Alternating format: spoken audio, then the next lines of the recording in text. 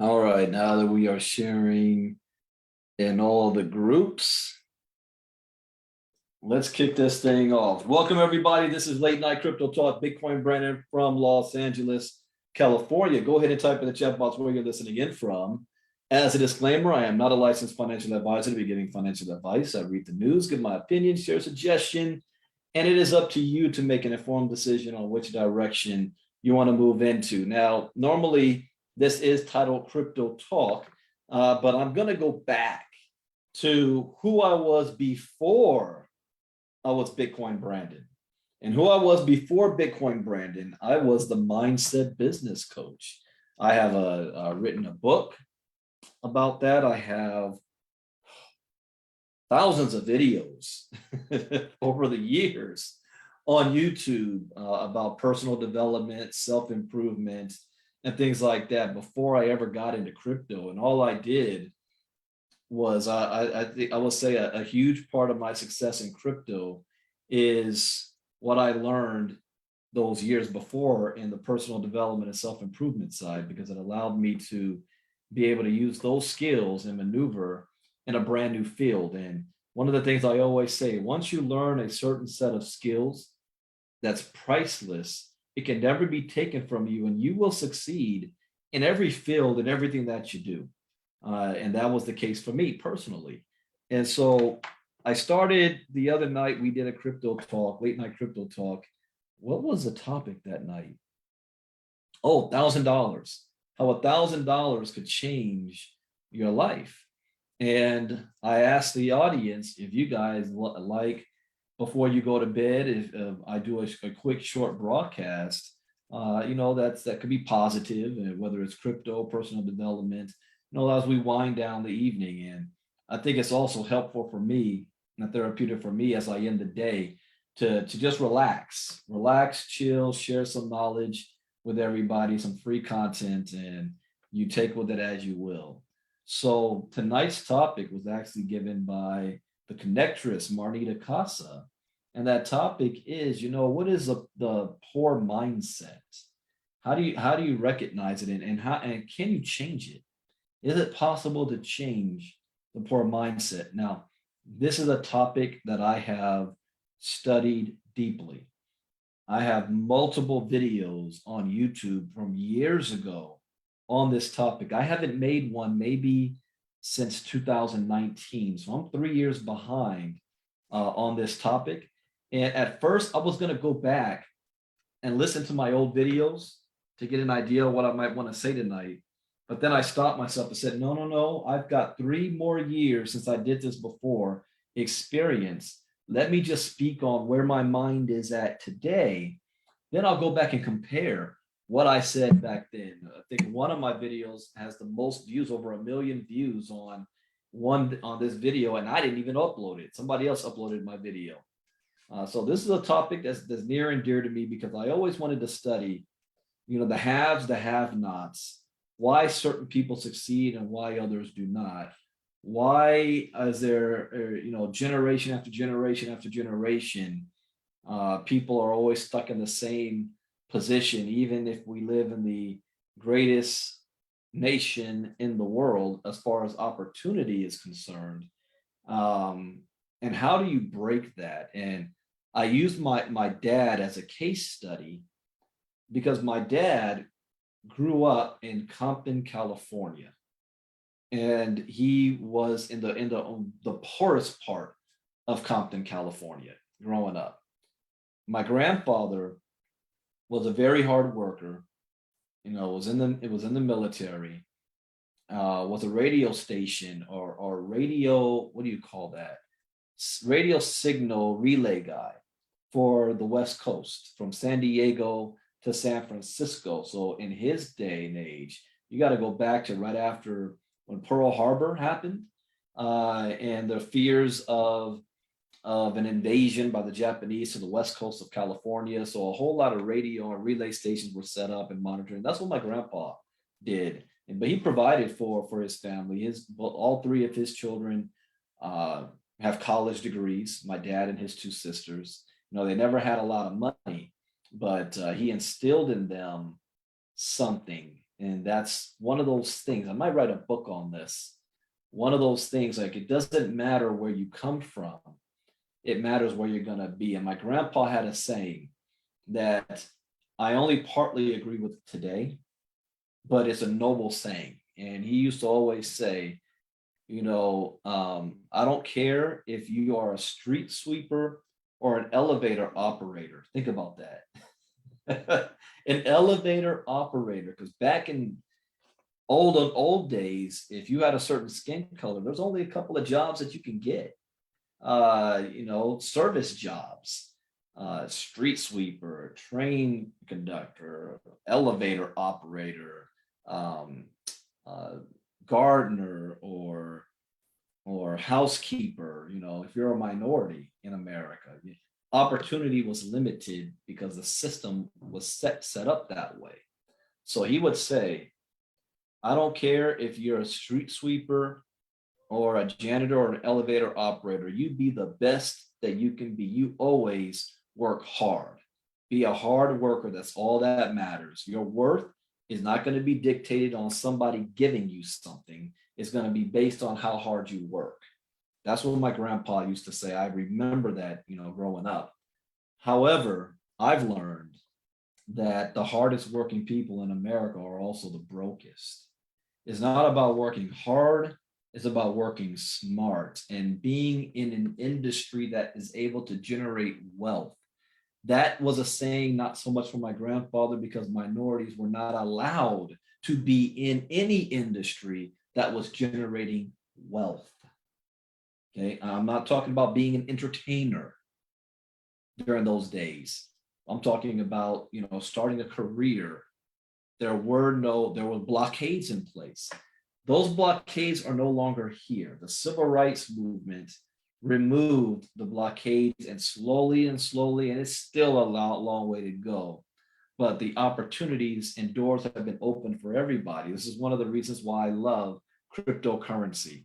Because cryptocurrency, it doesn't matter who you are, what language you speak, your race, your religion, your sex, whether you have a college degree or not, whether the boss likes you, whether your daddy owns the company, none of that matters. It all comes down to back to what my grandpa said. Are you willing to work hard? And if you work hard in the right industry, the sky is the limit. And I have that instilled in me from a little boy, that whatever I do, I'm going to work hard, but I know I got to be smart about it. So if I'm going to put myself in an industry that is the greatest economic shift and financial shift in wealth in the history of mankind, and I'm in that industry, I'm going to work hard every single day. I'm working my butt off every day in the right industry, because the opportunity is finally there. But let's back up. And I said about my father, not everybody in the neighborhood that my dad grew up in was instilled with those same type of values that my grandpa taught him. My father got his college degree, still broke. His first job was for a job called Metropolitan Water District of Southern California. And they had a hiring policy against minorities. They wouldn't hire blacks or Mexicans or Asians. And the only type of job that they would give is service type job, janitors, car washers. So my dad had a summer internship with them, washing the company cars and driving corporate execs around town from one meeting to another, or from the LAX to downtown. That's all they allowed him to do. And in the 70s, when more integration was starting to take place, it was forced, it was law, you couldn't discriminate. Since my dad already had his foot in the door, he already had a college degree, he was able to get an entry-level job for that same firm when they were able to remove that hiring policy against minorities. And he ended up becoming the general manager, which is like the CEO of that company. And that's the only company he's ever worked for more than 40 years when he retired. He has the 7th largest pension in the state of California out of 30 something million people. My dad is the man. Humble beginnings from Compton, California, to living on a hilltop overlooking the city. set for the rest of his life. So, because of what my grandpa instilled in him, he then instilled in me and my brother. My brother today officially is the first Dr. Ivey. He has a new name. He's now got his PhD certificate, and that just happened today. I congratulate my brother, Dr. Devin Ivey. So I grew up kind of like the Huxtables. I never had a poor mentality, although we were broke a lot of times in our life. I remember times when, we had to let one meal stretch for a week, or only had $10 to $20 for the week. Or I remember having to go to we had no money and no food for dinner, and we'd eat at my grandma's house. And I didn't know that we were poor or anything like that, or broke. I just got a chance to eat at my grandma's house and play with my cousins. So I just thought it was all fun. I didn't know.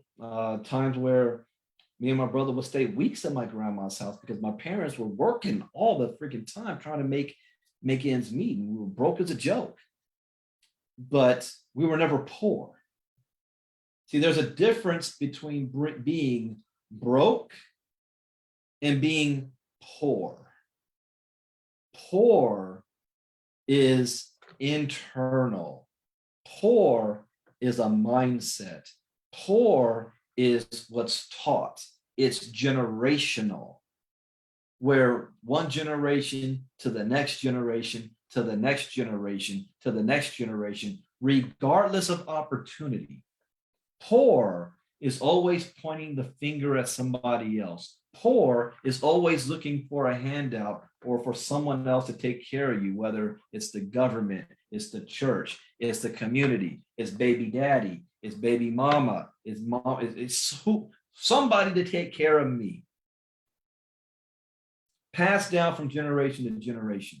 Poor is the mindset of, I don't believe that I can change my situation or become wealthy unless I hit the lottery, or unless I become a rapper, or unless I become a basketball player, or if my kid gets drafted, or if my kid's best friend gets drafted, any of that type of stuff. Poor. I want to give you an example of poor mentality. And I remember I did this on a video years ago. You remember Katrina? And remember Katrina hit New Orleans hard. And what it did, and my mom used to said this because my mom's from Louisiana. My whole family, they're the Cajuns and Creoles down there, from Shreveport to Baton Rouge to New Orleans. And my family, it's like we still got a lot, me and Marnita, we got a lot of family still down there. And when Katrina hit, I remember my mom was saying a lot of those family members wanted to come to California during that time, and a lot did. But that storm dredged up all the undercurrent, the underbelly of New Orleans, and exposed it to the world. It's like ripping the roof off or the Band-Aid off and exposing this sore. And why? Because you had a community of people, and this has nothing to do with race, okay? This all has to do with class, because it was both white and black, that for generations, 4, 5, or 6 generations in New Orleans, was living in conditions that you don't see on TV, that is completely dependent on the government. And when they were down, the news people were all down there saying that this huge migration of people from Louisiana going to Texas and going to Arkansas and trying to go north. A lot went to Chicago because they had family up there. And they were always asking them, remember the FEMA checks? Remember the government stepped in and said, we're gonna give these FEMA checks for like a year or so. And when a year passed by and the FEMA checks were about to stop, of course, they want to run out there and interview people who's dependent on these checks. And I don't know if this is taught in journalism school or not, but the reporters always find the most ignorant dude in the neighborhood, the most uneducated looking, the dude that seen it all, right? I done seen it all. They always find the most embarrassing clown they can find in the neighborhood. Slap a camera in front of his face and a microphone and ask him, what do you think? What do you think about the whole FEMA thing and the FEMA checks? And this one lady that they put in front of the camera, and her reply was, if they take away my check, who gonna pay my rent? Who gonna pay my rent? Who gonna pay my rent if they take away my FEMA check? The thought never crossed her mind. What about you? Pay your own rent. What about you? Take this as an opportunity. Who's gonna pay my rent? To go out there and change your life. See, in America today, yes, there's still inequality, but there is more opportunity for success for every single man and woman in America than in history. More now than ever before. Yes, some people have to work a little bit harder than others based on our skin, but the opportunities are still there. Crypto eliminates that even as an issue. The opportunity is there. The poor mindset will never cease that opportunity. They never saw anything different. Their parents, their grandparents, their great-grandparents were all doing the same doggone thing. And it's passed down from generation to generation to generation. I call this the unconscious unknowing. They don't even know that opportunity exists. They've been trained and programmed since birth to operate a certain way based on what they witness in their environment. And by no means am I saying that environment doesn't matter, because it does. Environment matters. But you can always see in that same environment that somebody makes it out. What was different about that person than everybody else? What was different about my father than everybody else in the neighborhood? My grandmother passed away last year, a year and a half ago. And at her funeral was some people from the old Compton neighborhood that my dad grew up with that are still there. Still there. And they was talking about my dad like, man, you done made it. Da, da, da. My dad's like a celebrity to them. But they're still there. They had the same opportunity to make it out. What's the difference between the two? You can even have, gotta be careful how I say this. You can have two people grow up in the same household, raised in the same environment, with the same morals and upbringing. You know, one person can end up in the White House and the other person in the poorhouse. Same environment. This is why I don't accept, well, you know, Brandon, you grew up in this, you had this and that, da da da da. No. What's the difference? Mindset. Because even if you grow up in that environment, you have the ability to make a decision to say, I choose something different. I want something more. Most poor people are subconsciously or unconsciously unaware. The first step happens when that poor person becomes aware.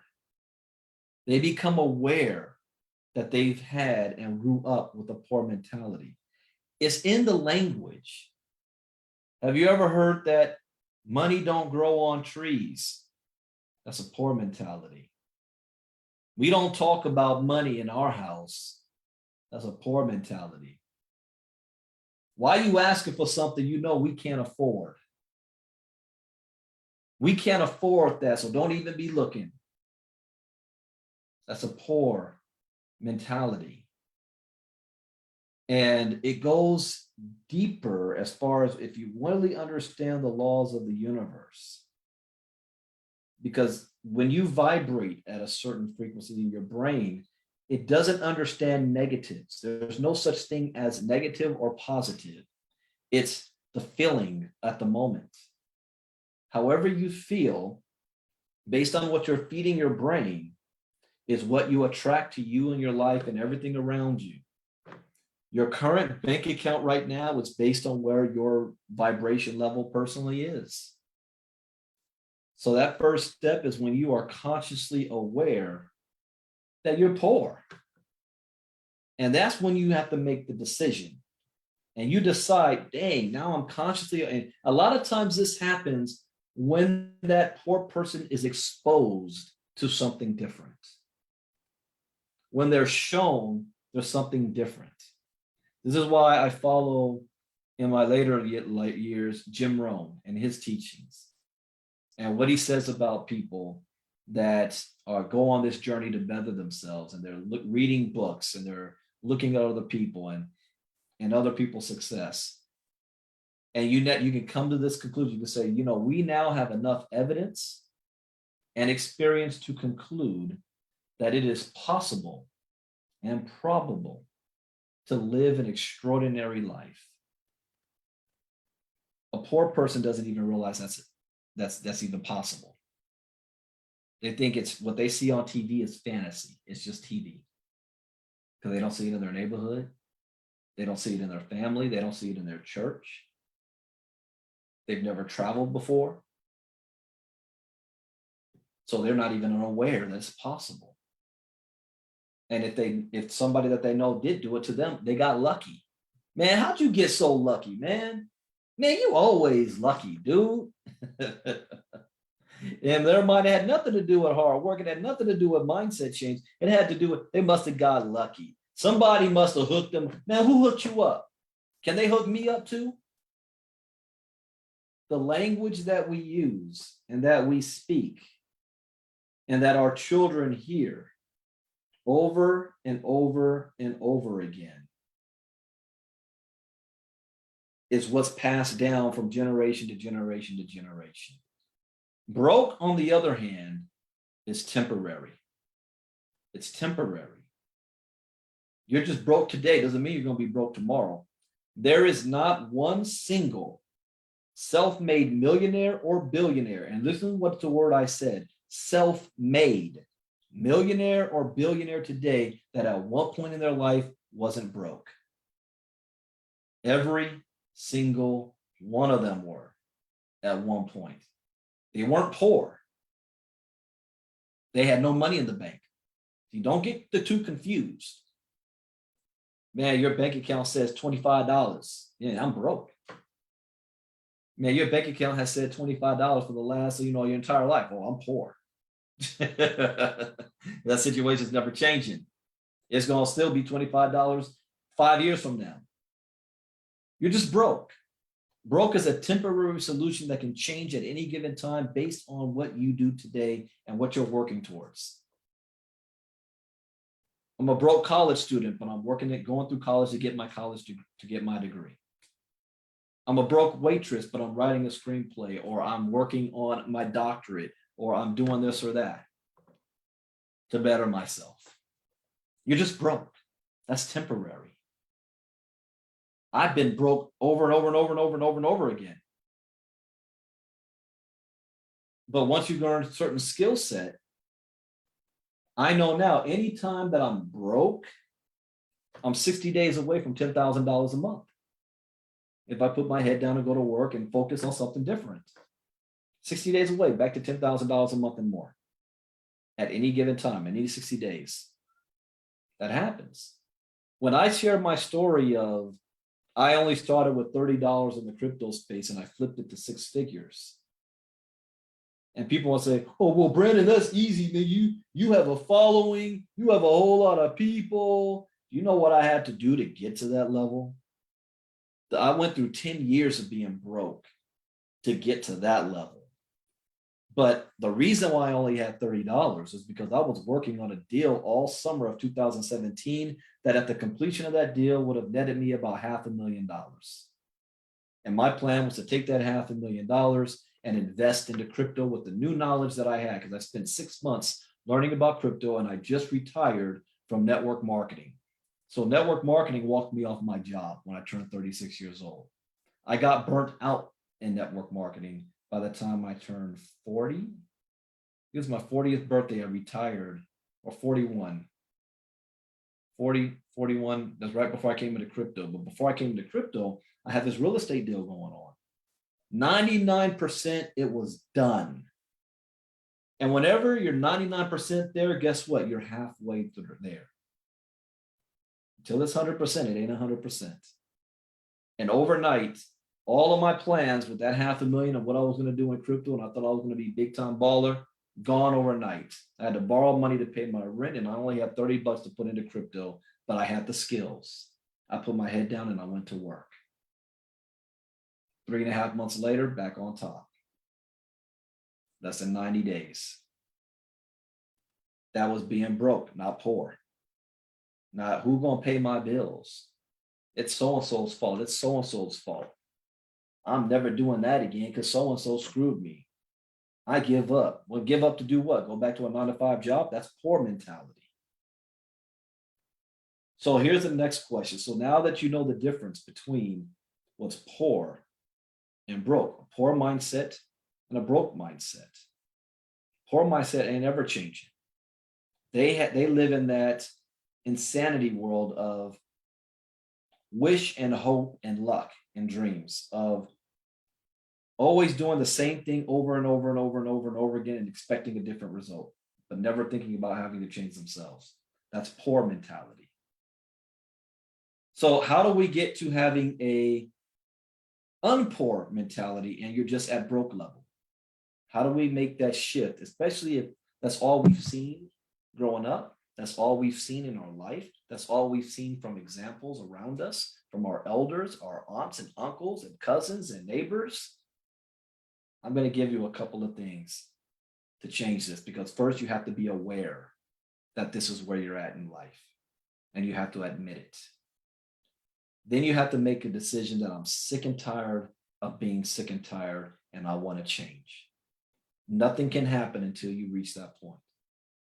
But you become aware that there's something different.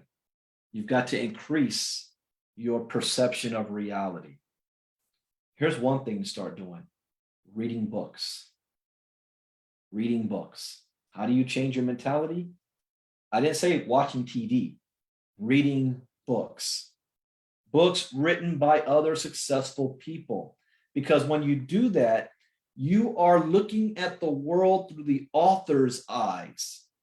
You are reading the thoughts of somebody else. That's not thoughts of your own. But your brain, see, when you read, you're reading in your voice. Okay, you have to understand this. This is how you trick your brain. So now you're creating new neurons in your brain, new ideas, new ways of thinking. Why do you think during slavery they refused to allow the slaves the ability to teach them how to read and write? We can't let our slaves get any crazy ideas in their head. None of that craziness, that they might actually believe that they're a real human and not take our bullcrap no more. Read books. Most adults, 90% or so of adults,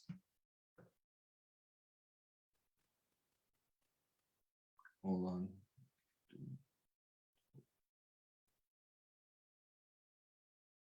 90% of adults never read a book after they finish school. 90%. And the ones that do, the books that they read are like a celebrity wrote a book. Now they want to read about what that celebrity wrote about. little things like that, or magazines, and not even that anymore because everything is social media. Everything's on the phone. Everything's on the computer. People think, oh, I'm on Facebook all day. I guess I'm reading. No, you're not. See, when you read the words of an author, you are experiencing something different that you've never experienced before. Think back to the days before there was television, before there was radio, before there was internet. Books was the window of the world, especially books from far away. Okay. Read books. The second thing you should do is change your network, change your friends, change your surroundings, meaning who do you spend most of your time with? You see, the 5 closest friends around you, you mirror their income level. Y'all got about the same bank account, which means you got the same problems, which means that's what you'll talk about all the time because you can relate to each other. You're at work, y'all talking at the water cooler at lunch break or whatever. You have the same experiences because you're making the same amount of money. So you're not feeding your mind any new information. If you've never done any of this before, you got to figure out how to get yourself motivated. I will listen to Les Brown, beginning. Once you graduate from Les Brown, Tony Robbins. Once you graduate from Tony Robbins, then Jim Rohn. That's me personally. There's a whole bunch. You got Bob Proctor, Brian Tracy, all that other. There's a whole bunch out there, Robert Kiyosaki, whatnot. But those are the main 3 because those 3 teach the secret, the law of the universe in their own way. Les Brown on the motivation side of it. Tony Robbins on the physiology side of it. Changing your physiology, changing how you feel. Because changing how you feel changes your vibration and changes what your brain is emitting to attract better things to you. And Jim Rohn trains you on the mindset. All 3 of them is pieces of the law. Pieces of it. Not one of them teaches the entire thing. They all learned under Earl Nightingale.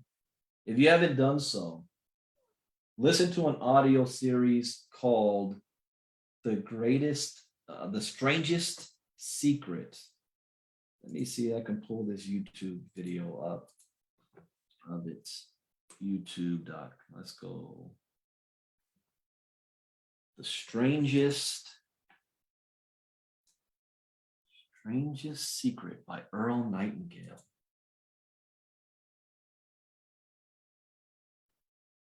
Let me share screen real quick so you can see it.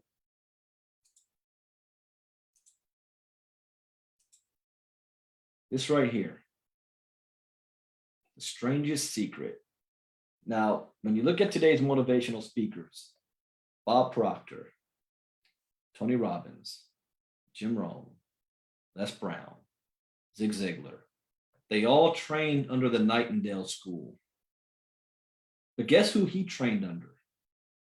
Somebody named Napoleon Hill, who wrote the Think and Grow Rich. Think and Grow Rich. He's a student of Napoleon Hill. This information has been passed down through the centuries, through different motivational type speakers. It is not their information. In fact, everything that I'm telling you right now is not my information. It is not something Brandon made up. I am regurgitating what I've learned of ancient information. It's the law. It's like the law of gravity. You can't discover gravity. Gravity was always there. You're just now aware of it. So to break that poor mindset, you first must become aware. And this stuff makes you aware. Listen to that. Reading books, you want some ideas? I'm not even talking about personal development books. Read it. I mean, anything that what do you fantasize about? Do you want to take trips? Do you want to learn about other lands, other cultures? Read books from authors about other things in life. I'm not even talking about the motivational side. Just see life through the lens of somebody else that had different upbringing and surroundings than you have. So now you can see things through their eyes. One thing that I was telling my cousin, one of the greatest skills that you can learn, one of the greatest skills that you can ever learn is the ability to put yourself in the shoes of somebody else who you don't agree with or who sees things differently than you. And then figure out whatever their point of view is and be able to debate it or be a champion of their point better than them. I learned this in high school and from my father. You know, in debate, I won every debate. Even if they, and how they taught us back then was they had us switch sides. They choose a topic and you have two teams on, and you had to defend it and you had to attack it. And then once we did that, then we had to flip and argue the other person's point of view.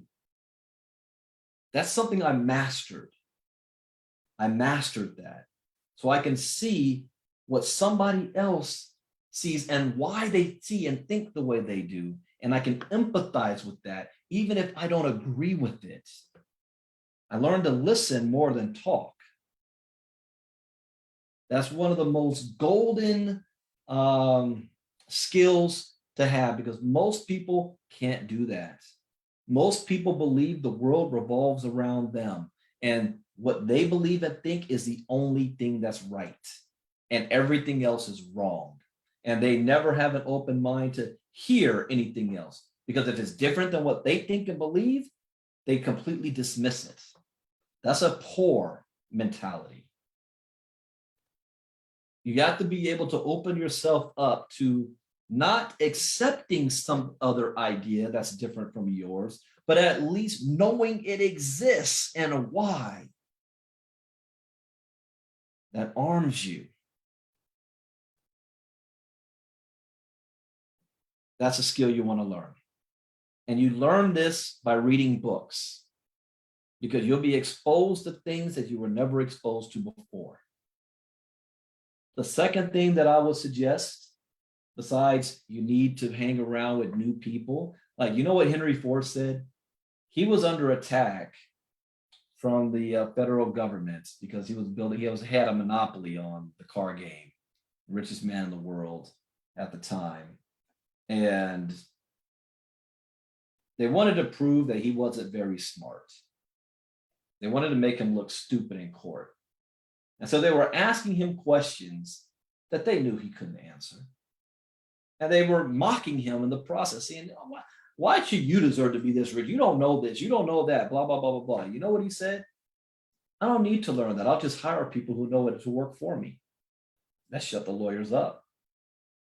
Then they asked him another question. Well, the only reason why you're having success is because you already had a little bit of money to get started. If you didn't have no money, there's no way you could become a successful man in America. And you know, they said, so what? He said, I don't agree with that. This is a land of opportunity. He said, oh, really? So what would you do if you were broke right now? You lost all your money right now. You know the first thing he said was, I will find out where all the rich people hang out and I will spend most of my time there in their company.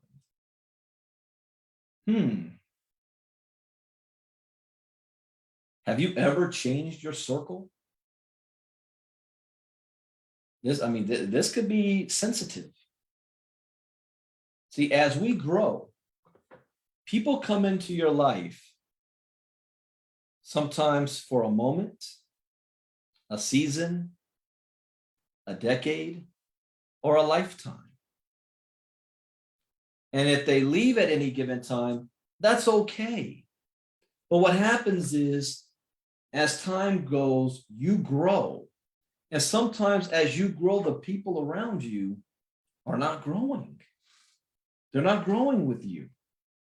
And you reach another level. And you're beyond where they are. And have you ever heard this? You done changed.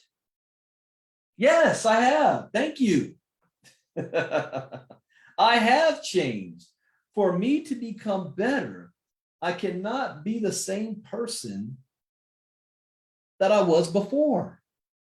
I have to change. I have to grow. I have to adapt. Thank you. But they don't say that to you in a positive way. It's, dang, money done changed you. You know, you don't used to see. This is something that my father used to hear all the time. He'd go back to Compton to visit. Oh yeah, you uppity now. You think you too big. I remember. No, I don't want to give tell my wife's business, but I'm sure many of you have experienced this before, whether from friends or family. You done changed. You too big for us now, right? Hey, I invited you to grow with me. I invited you to come on the journey, and you chose not to. So you know, I had to move on. You need to increase and change your circle. That's not a bad thing. See, sometimes people want to, and I have a hard time with this because I love to help everybody. And I figure if I'm moving up, I need to have bring everybody with me. And if you've ever read the book, The Science of Getting Rich by Wallace D. Waddell, there's something important that he says that's not very popular and is shunned upon in the Christian community. And he said, you're never going to become rich by trying to help all the poor people become rich or change their lives. The only way you can help others become rich is by becoming rich first yourself. Then you're able to show by example that it is possible to do so. Then you're going to have the resources to go back to help. You can't do both at the same time. That's a very controversial statement to make. And whether people agree with it or not is irrelevant. It's a law. It's a law. The best way to help others is to lead by example and then extend an invitation. And I'll say, since I walk the path, I can show you the path as well. That's a very controversial statement over the past century, ever since he wrote the book. So others after Wallace D. Waddell tried to say the same thing he did, but they wrote it in a watered down way. I like the bluntness of it because I'm not a hype guy. I don't need the fluff. Just give me the meat. Give me the facts. Whether it's good or not, or sounds good or not, tell me how it is. You can't help other people get rich unless you're rich yourself. That's the bottom line. So you need to be on that path, because rich people understand what money really is. It's not money, it's energy, it's resources. And you know, on another late night crypto talk, I'll talk about money is energy. Those of you, for the first time I got to travel in 2 years in Houston, I briefly got a chance to talk about that. Money is energy, not money. Those of you in Houston, you heard what I said. Remember I dropped that $100 and people was freaking out? My dad was watching the live stream, and he even said, he was like, I was waiting. I'm like, you dropped that $100 and walked away. And I'm like, he's gonna go pick that up, right? You gonna anyways. Reading books, personal development, so you can see the mindset of others that are already successful and how they think. And then here's another one that not everybody is able to do, but if you can do this, I strongly encourage it. Travel. I live in LA County. In the state of California, there's more people here than the entire country of Canada. This is the third biggest state in the nation. It's long. I can drive 8 to 10 hours and still be in the same state. LA County is about 13 million people, or 15 to 20 million in Southern California alone. Most people in LA have never, and only if you're in LA, you can understand what I'm about to say, have never been east of the 605 freeway. Now, you guys can go back, look on Google Map, pull up a map of LA. Our freeway grid is like a grid. Dun, dun, dun, dun, dun, dun, dun, dun. We don't have on the East Coast cities, you got the beltway around every city, and then it crosses in zigzags. My dad wrote a thesis on that in college about why the cities back then, especially in the minority grown cities, were built that way. Why is there a beltway around the city? That's so the military can cordon off and block off the city if they need to at any given time, whether it's a pandemic, whether there's a riot, whether there's a revolution. They're easy to contain. California, LA is not built that way. It's zigzag. So at the north, we have the 210, 10, 60, 91, 105, 91, like that. And then north and south, like this, we go from Pacific Coast Highway, the 405, the 5, the 710, the 605, the 57, the 15, and the 215. So it's the 605 freeway going east. Most people in LA County have never been past the 605. Here's another way I can help you understand this. You ever seen the movie Friday? Remember Friday with Ice Cube? Well, what happened on Friday 2? Next Friday. They were out in the suburbs. They were out in Rancho Cucamonga. Rancho Cucamonga is east of the 605. Only other time Angelinos may venture that far out is if they're going to Vegas, because they got to take the 10 down to the 15 north up to Vegas, but they never stop in between, and that's about it. Vegas, Phoenix, that is it. Oh, and Tijuana, but Tijuana don't count. San Diego, TJ's. No, I'm international travel. I've been to TJ's. You ain't been nowhere. That's just a ghetto version of San Diego. You ain't been nowhere. Travel. And I'm not talking about just in other parts of the United States. I'm not talking about Mexico or Canada. I'm talking about really visit other cultures.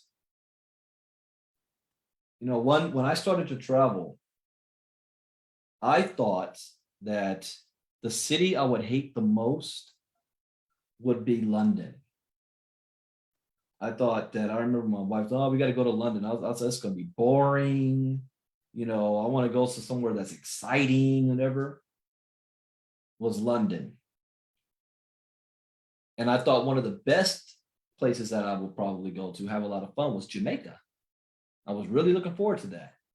Based on my experience, everywhere I've been, my worst experience was Jamaica. My best experience was freaking London. London so far is my most favorite city that I've been to in the world. I really, really enjoyed it. I've been there a couple of times. I can't wait to go back. And I've been all over Europe. I've been to Sweden. I've been to Italy. I've been to Greece. France. My wife's been to France and Paris. I've got relatives in Germany. I look forward to, as soon as we can really travel again, I want to go to Asia. I want to experience Dubai, and I want to experience South America. I want to experience cultures. But when you travel, you're able to see what other cultures, how they're living, not that you see on TV. Like, people think Africa ain't nothing but a bunch of mud huts in the Sahara, in the bush people, and poor people walking around with no shoes. You realize there's a dozen so cities in Africa that have a better quality of life than any city in the United States. There's millionaires and billionaires in Africa. The news media never shows that, because that's not the narrative they want you to see. And you would never see that unless you actually traveled there. and experience. My business partner, Peter Blackwell, when he traveled to South Africa, it was spiritual to him. Beautiful. And then you will, Americans, we're so spoiled. When you see things from other cultures' point of view, it opens your mind to more than what you and your environment has fed you. Reading, change the people around you, and travel. Have new experiences. Do things you've never done before. Do things your parents have never done before. Do things your relatives have never. When you hear your relatives get excited about some of the things you're doing, you know you're on the right path because nobody in the family's ever done it before. Travel. And then here's the last part and piece of this. Work on your personal development by taking action. This doesn't happen overnight. Okay, it doesn't happen overnight. But work on your personal development, because now that you are aware that you have a poor mentality, the next step is becoming aware that you no longer have a poor mentality. When that happens, everything changes. The ultimate is when you're unaware that you don't have a poor mentality. You know, you start manifesting things in your life. Things start to others, it looks like luck. To others would always say, man, you ever wonder why some people, no matter what they do, they're going to have a success at it. And you already know it. You already know it's going to happen. And a lot of us want to use an excuse. Well, it's because they have a whole lot of following. Why are people following them in the first place? See, people love winners. People love to follow somebody who's doing something. We got our favorite basketball teams, our favorite football teams. The Cowboys are playing the Saints right now. I mean, there is no more devoted fan base in football than the Cowboy fans. What about them boys, right? 7-4, maybe hit 8-4 today, losing their damn mind. My cousin Marquita, not Marnita, I have another cousin, Marquita. Marquita is a diehard Dallas fan. And I'm like, girl, you ain't never lived in Dallas. You from Compton.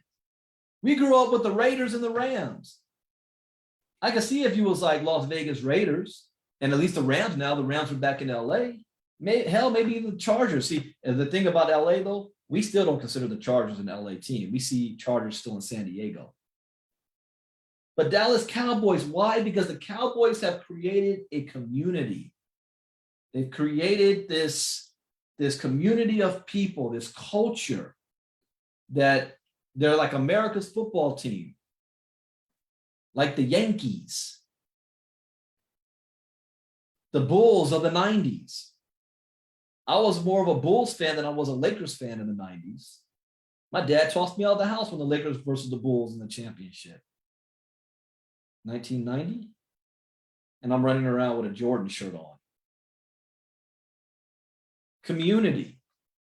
Put yourself in a community of people that's headed or already at where you're trying to go.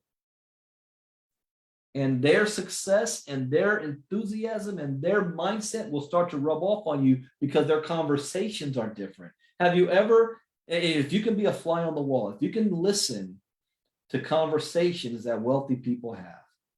I'm going to use my other cousin as an example. I'm going to use Marnita as an example. I've been able to expose Marnita to a lot of stuff. And I wanted her to, for example, when we were in Houston, and it's the middle of the week, most people are on a 9-to-5 job, and we're in one of the wealthiest districts, and we're driving around to the expensive shops, malls. You see the cars that everybody's driving. Ain't none of them at work in the middle of the day, out eating lunch, never looking at the price tag of anything. And I told her just to observe the conversations of the people that I'm having with, what we talk about, how we talk. One thing that you will never hear is it costs too much. I can't afford, I'm broke. You don't hear certain words when certain people are having conversations. It's a different thing. And what I enjoy is with some of the people in my circle, how our conversations have changed over time from when we first started coming up to where we are now. Like you hear some of the conversation I have with some of my business partners that make seven figures. Our conversations are completely different than it was 6 years ago. It's never about, man, I'm struggling, man. I don't know how I'm gonna pay my bills next week or next month. We don't talk like that anymore. We used to. We used to. It's more of now, all right, what other project can we add that we can make another quick six figures on? Another project that we can add that where it can possibly bring us seven figures in the next 2 years. And it's not, there is no opportunity. Our biggest problem is finding which one do we want to put our time and attention on, because we know whichever we choose, we're going to perform in it. So it's now a matter of what deserves our attention. If there's 10 and we can only choose one, which one do we choose? That's our biggest challenge. And we're talking about who the owner is, or who the main players are, or who the investors are. Can we trust them? Can we do that? I'm at the point now where screw all that. I'm gonna do my own, which you guys will be hearing about in more detail very, very, very soon. January 2022. Nothing's going to be the same again after that. I've worked very hard this year, spent a lot of money and time to get to this point. To be, my first big freedom moment was walking off my job. I wasn't a multimillionaire yet, but I didn't have to work a 9-to-5 job anymore. And that feeling is priceless. Then my second, because I don't have to answer to a boss anymore. But since then, if I'm marketing for different companies, there's still CEOs, there's still management, there's still a hierarchy in place that I'm dependent on what they do to see how far my success can be. I know I'm going to perform no matter what I'm in, but if they screw up, it impacts me. Oh, and we've dealt with that before, haven't we? Multiple times in the last couple of years. So I'm at the point now, I want my next level of freedom. More than the FU money, but the freedom of, I never have to worry about a CEO again. I never have to worry about a boss or, whoever's in charge of a company and them making the right decisions and that. More so, I dictate my price, not what they think I'm worth, if I want to deal with you. I've told several companies in the last 30 days, you can't afford me. There was one company I let Marnita listen in on, right? And when we said $100,000, they're like, $100,000, I can't. I said, well, you can't afford me. Well, then I could do it for $30,000. Then go do it for $30,000, but it ain't Bitcoin branded. You aren't serious in the first place. Know your worth and not be afraid to say your worth and to say no. I've got one CEO right now that I'm not even taking his phone call. He's blowing me up. No. I have a different focus and goal, and we're rising to the next level. And some people come with us and some people don't. I wish them the best, but I got to stay focused and get to that point where then I have enough resources to turn around and be able to help and show many, many, many more people at the process. But it all comes down to mindset. Let me tell you what the biggest roadblock is for people that become aware that there's a difference between a poor mentality and a broke mentality. That individual gets to a point where They have now witnessed that there is a better way. They have seen other people and their lifestyle. They know it's not a fantasy. It's not only possible, but it is probable. And they've seen it over and over and over again. That goes to what Jim Rohn says. At the end of the day, we have enough evidence and experience to know that it is possible to design and live an extraordinary life. And then they go to work, but they're not having success. And they don't understand why. Here's the number one reason I found most of the time why that is. Because that individual, although they see it happening in others, does not believe that it is possible for them or someone like them. Because they know what they went through in life. They know all the dirt they did that they keep hidden in a closet that nobody will ever see. And they don't think that they're worthy. You don't think that you're worthy. You don't think that you deserve it. You want it. You wish it. It would be nice if it happened. But deep down, you don't believe that that lifestyle is for you. You can't put yourself in those shoes. I'm going to give you one last piece of a task that you can do to help break that, because that all that is neurons in your brain. It's a thought process. See, we're conditioned to think a certain way because that's how we've always been thinking. So when our subconscious is allowed to be free, it always reverts back to its original programming of negativity, of problems, of issues, of bad energy, bad things happening. Bad things always happen to me. You don't even realize you're having these thoughts because it's natural. You have to force yourself to have new thoughts and do it enough times so that now your brain will be forced, will start to do the new stuff automatically. That doesn't happen overnight either. You've got to reprogram your brain. Here's how you do it. You got to do it through your subconscious. Before you go to sleep tonight, and you've got to be consistent at this, before you go to sleep tonight, ask yourself this question. If money were no longer an issue in my life, if I had all the money in the world, what would I do? Now, a lot of you guys might think, oh, that's simple. I know what I would do. I would travel. I'd pay off my debt. I'd buy a new house. I'd buy my mama a house. My kids can go to college. I'd go shopping. Okay. I'm going to make it harder for you. You've already bought your home and your dream home. You got your yacht. You got your jet skis. You got your off-road vehicles. You got your supercar on the driveway. You've already traveled around the world. You sat on the beaches. You went on shopping sprees from France to New York to Rodeo Drive in California.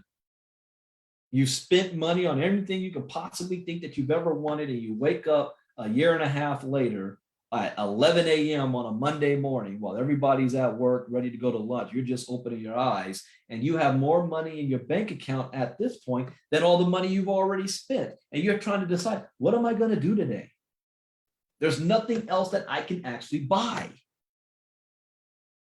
What does the person buy who already has everything? What do you do with your life and your time? This is the hardest part. See, people think that if they're rich, all problems go away. But yet, millionaires commit suicide. Millionaires are depressed and unhappy. How can that be? Here's why. Because now that you've eliminated all the normal stress that everybody goes through day to day about working a job and their kids and having enough money, when you eliminate that, and now your brain is free to think about who you are. And then you realize, dang, I'm a piece of shit. And you're faced to deal with you because there's nothing else to distract you.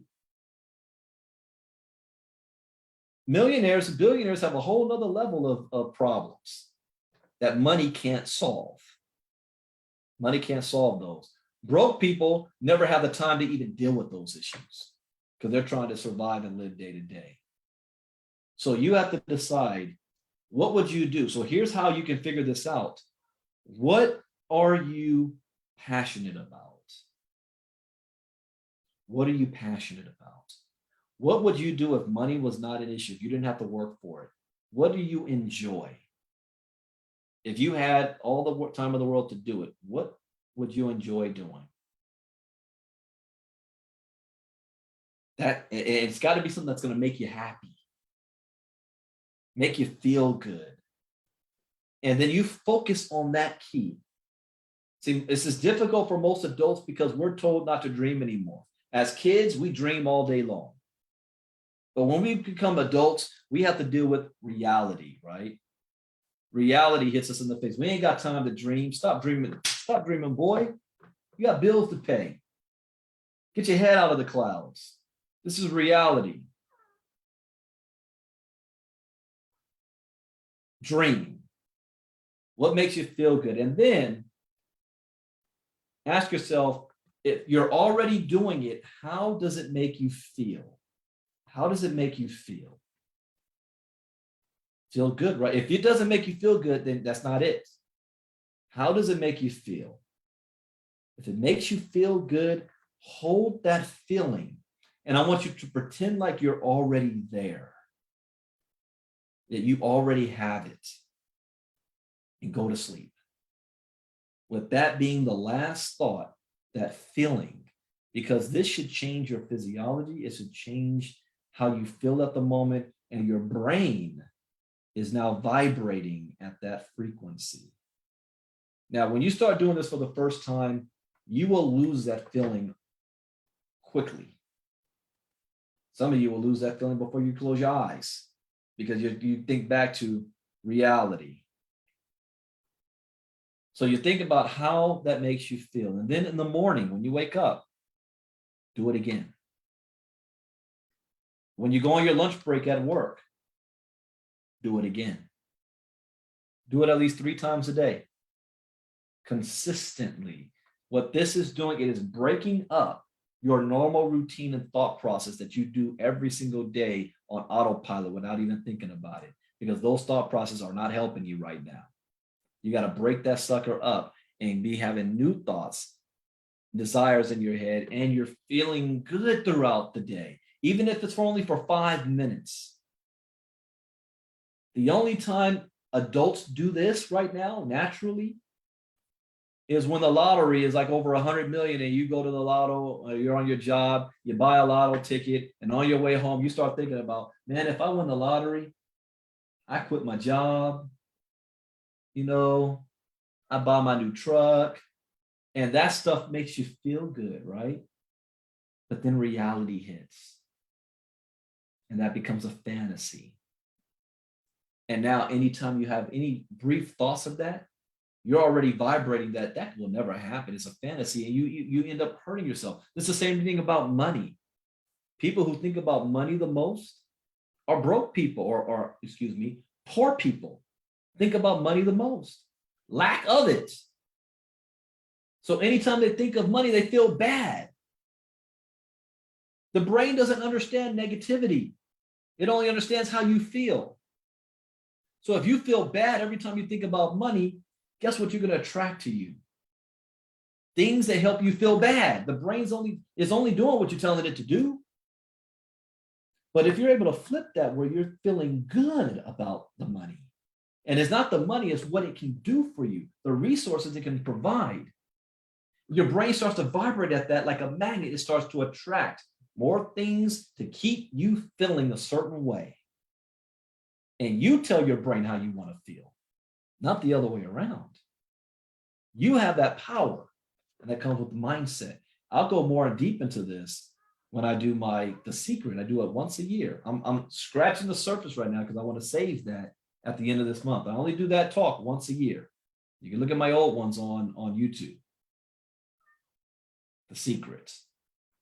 But this is a what's the word I want to use? An exercise that you have control over to do before you go to sleep. And why before you go to sleep? Because your subconscious brain never sleeps. It's always working, problem solving. You ever know how the last thing you think about, you start dreaming about that, right? You start dreaming about somebody you just thought about. I had a dream about you last night. I was just thinking about you. Your brain can actually solve problems for you while you're asleep too, or solve issues, or you give it an instruction. You're like, all right, I've got a meeting tomorrow with such and such, and this is kind of what I want to focus on. And you go to sleep with that thought, and then you wake up and you've got new ideas. Haven't you ever heard of that saying, let me sleep on it? Let me sleep on it. Where do you think that came from? So you got to sleep on it. That's this skill I'm teaching you right now.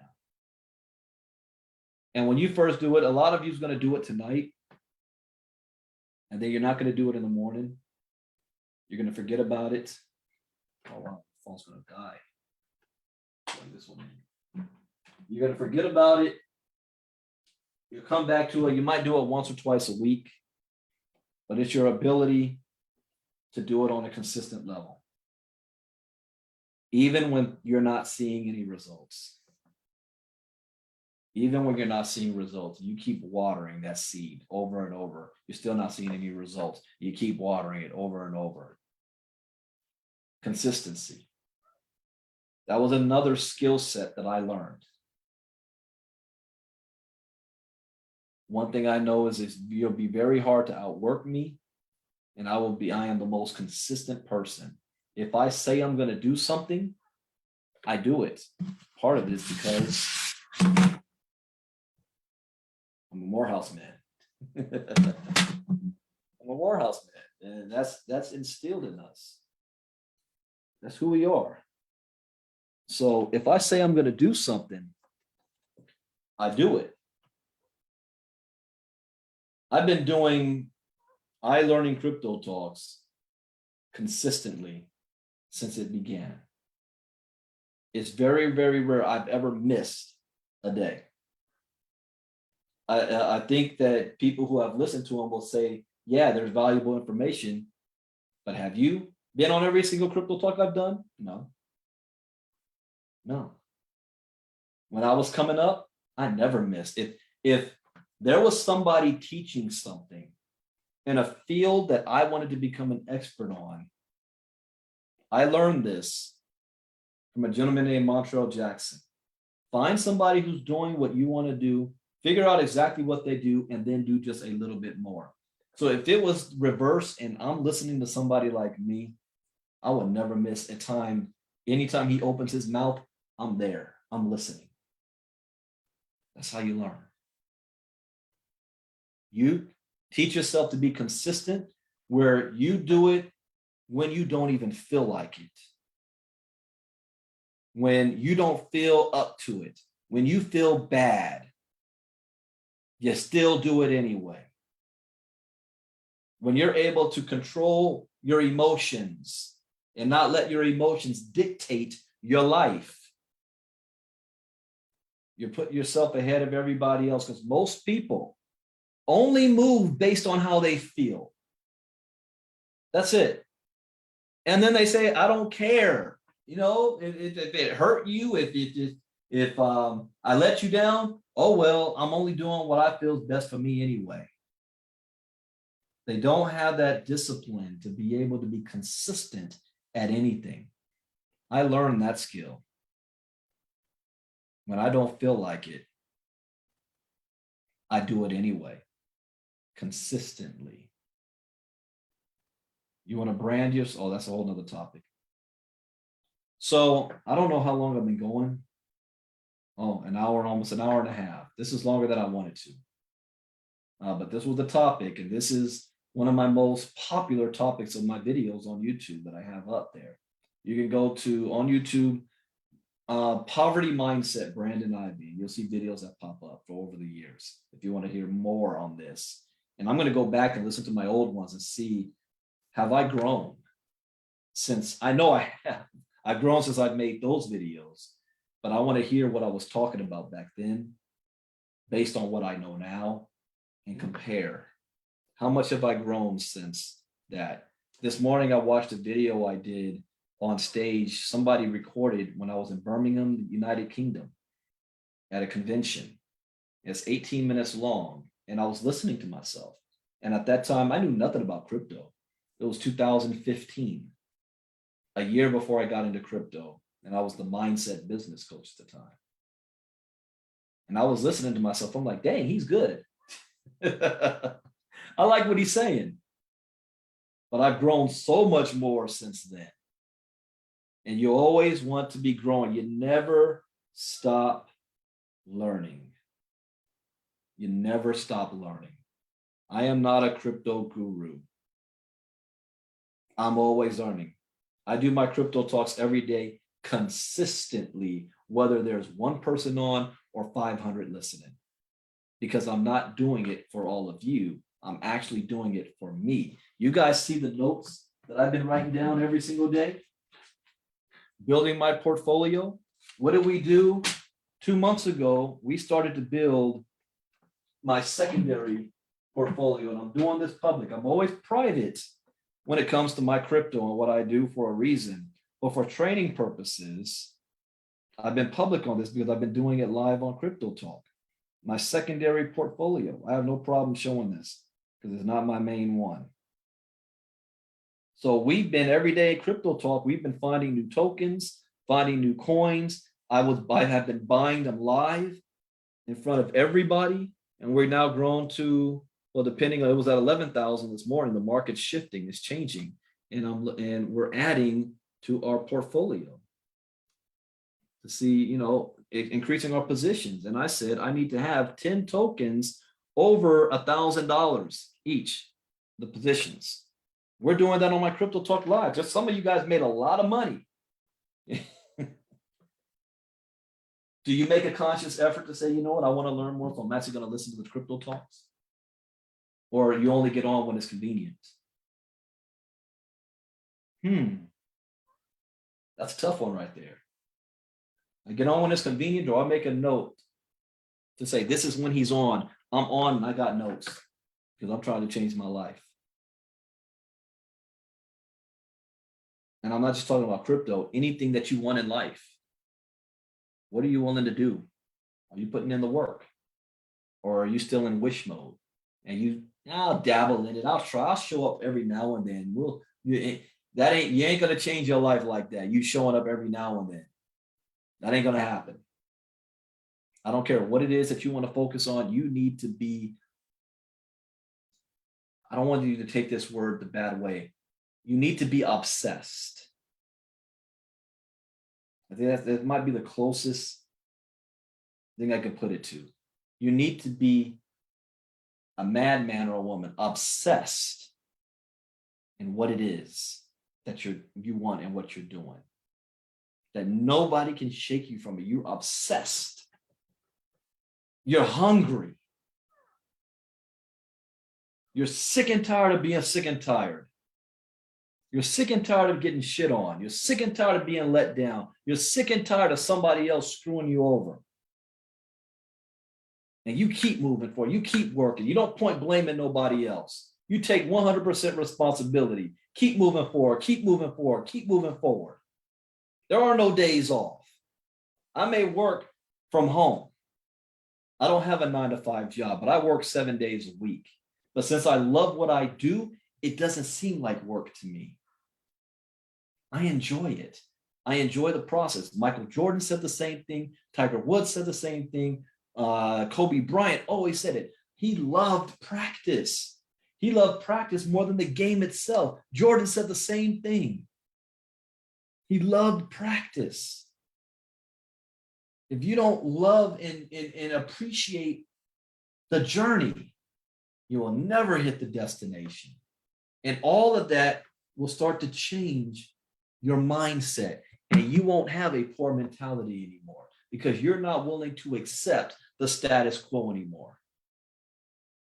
I'm like, how can people sleep and sleep in? And they made no effort that day towards their goal. That is foreign to me now. Back in the day, I could relate to that.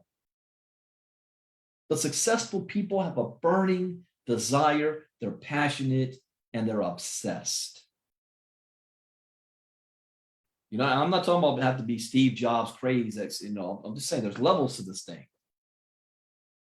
But you're obsessed about, you're always thinking about it. I guess that's the word I need to use. You're always thinking about it.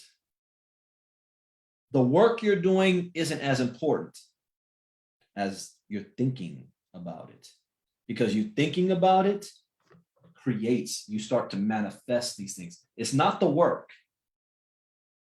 And I gotta save that for the secret, because a lot of people aren't gonna get, they're not gonna understand what I'm saying. They're still in what my grandpa said. You got to work hard at everything. Be the best at what you do. But in his time, he was only thinking about street sweeper, janitor, elevator operator, because that was only what was available. Military. He wasn't allowed to sit at the dining counter just because of the color of his skin. That was law. Just because something is law doesn't mean it's right, but it was the law of the land. Crypto eliminates all of that. There is absolutely zero barrier. You get out of it what you want and what you're willing to put in. So I think we've reached the 1.5 hour mark. I hope this helps anybody. If you want me to do more late night crypto talks, shoot me a message on what topics you want to have covered. You know, what do you want to hear about? Marnita's the one who came up with this topic for tonight. If you have a different type of topic, type it in the chat box and I'll select what topic. It's not going to happen tomorrow night. It's Friday. Friday is my wing stop in wrestling. But I'll do one Saturday night. You guys give me a topic. I'll be doing crypto talk tomorrow morning. And that's, I got an important meeting tomorrow too. A very important meeting tomorrow. That's exciting. All I can say is we're about to be on TV. So I got a very important meeting tomorrow, but my only broadcast will be crypto talk in the morning. And we're going to look at what the charts are and some of our positions.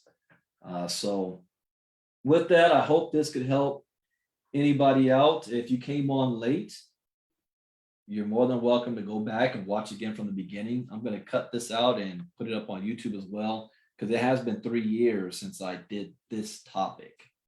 And I might go through, I used to do something called the Brandon Ivey show, tips of the day. So I might pull some of those back out, because I'm still mindset, even though I'm with crypto. So with that, guys, enjoy the rest of your evening.